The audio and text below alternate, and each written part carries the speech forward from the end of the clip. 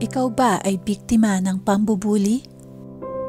Nais mo bang maibsan ang sakit na iyong dinaranas dahil dito? Narito ang mga talata mula sa Biblia na magbibigay sa iyo ng lakas, pag-asa, at kapayapaan laban sa epekto ng bullying. Isayas, Kabanata 41, Talata 10. Huwag kang matakot, sapagkat ako'y kasama mo. Huwag kang manghina, sapagkat ako'y iyong Diyos. Palalakasin kita, tutulungan kita, iingatan kita ng aking matuwid na kanang kamay.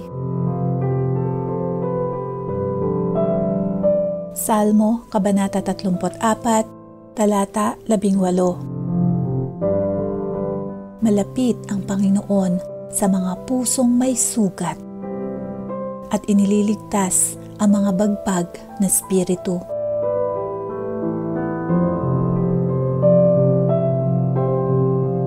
Roma, Kabanata 8, Talata 31. Ano pa ang masasabi natin tungkol sa mga bagay na ito?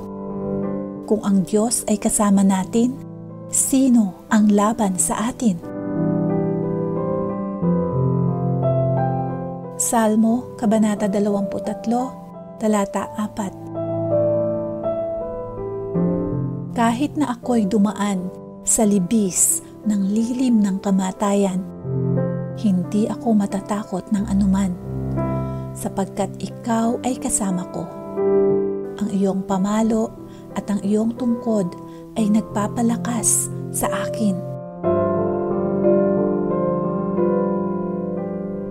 Mateo, Kabanata 11, Talata 28 hanggang 30. Lumapit kayo sa akin, kayong lahat na nahihirapan at lubhang nabibigatan sa inyong pasanin, at kayo'y bibigyan ko ng kapahingahan.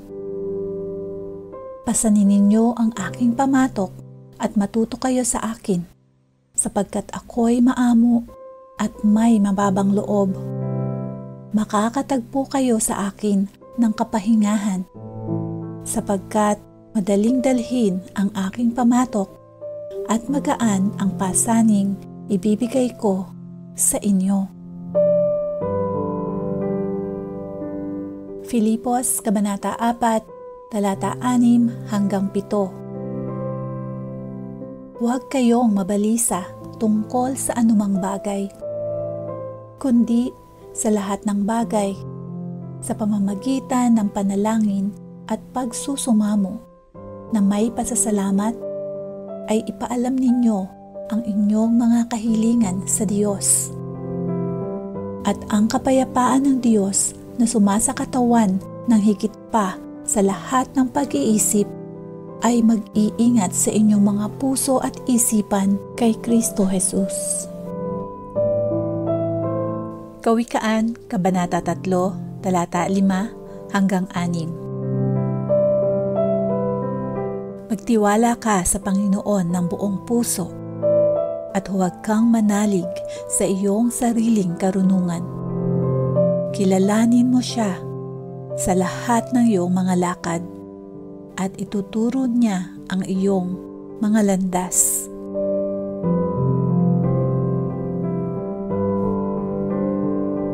Juan, Kabanata 14, Talata 27. Kapayapaan ang iniiwan ko sa inyo. Ang aking kapayapaan ay ibinibigay ko sa inyo. Hindi ko ibinibigay sa inyo ang gaya na ibinibigay ng sanlibutan. Huwag mabagabag ang inyong puso at huwag kayong matakot.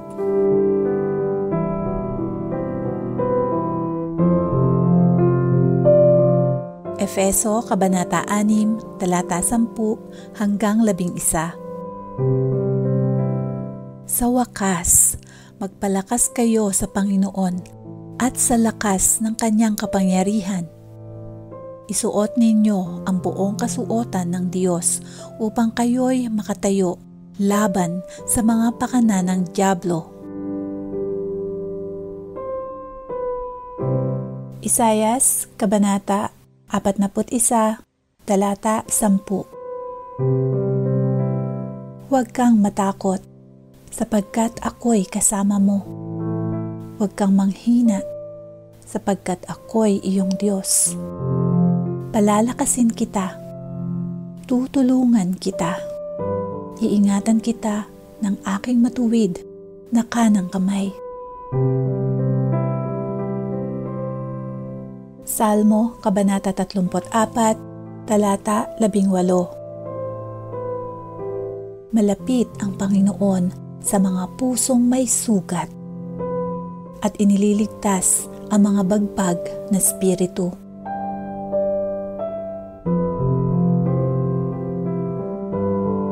Roma, Kabanata 8, Talata 31. Ano pa ang masasabi natin tungkol sa mga bagay na ito?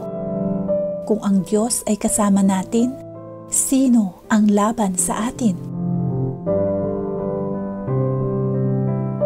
Salmo, Kabanata 23, Talata 4. Kahit na ako'y dumaan sa libis ng lilim ng kamatayan, hindi ako matatakot ng anuman, sapagkat ikaw ay kasama ko. Ang iyong pamalo at ang iyong tungkod ay nagpapalakas sa akin. Mateo, Kabanata 11, Talata 28 hanggang 30. Lumapit kayo sa akin, kayong lahat na nahihirapan at lubhang nabibigatan sa inyong pasanin, at kayo'y bibigyan ko ng kapahingahan. Pasanin ninyo ang aking pamatok at matuto kayo sa akin, sapagkat ako'y maamo at may mababang loob.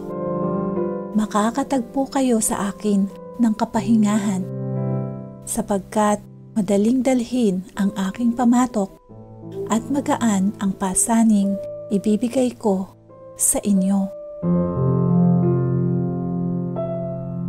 Filipos, Kabanata 4, Talata 6 hanggang 7. Huwag kayong mabalisa tungkol sa anumang bagay, kundi sa lahat ng bagay, sa pamamagitan ng panalangin at pagsusumamo, na may pasasalamat, ay ipaalam ninyo ang inyong mga kahilingan sa Diyos.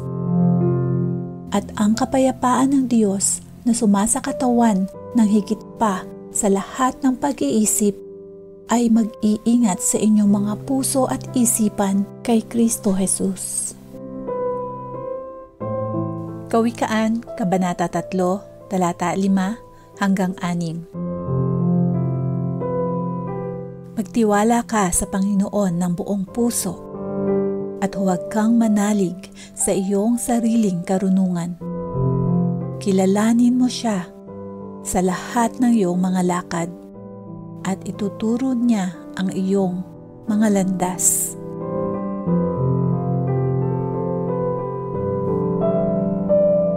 Juan, Kabanata 14, Talata 27. Kapayapaan ang iniiwan ko sa inyo.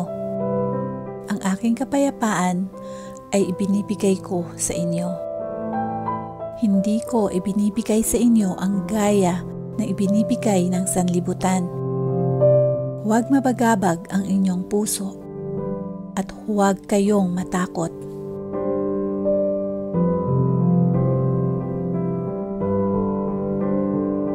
Efeso, Kabanata 6, Talata 10 hanggang 11.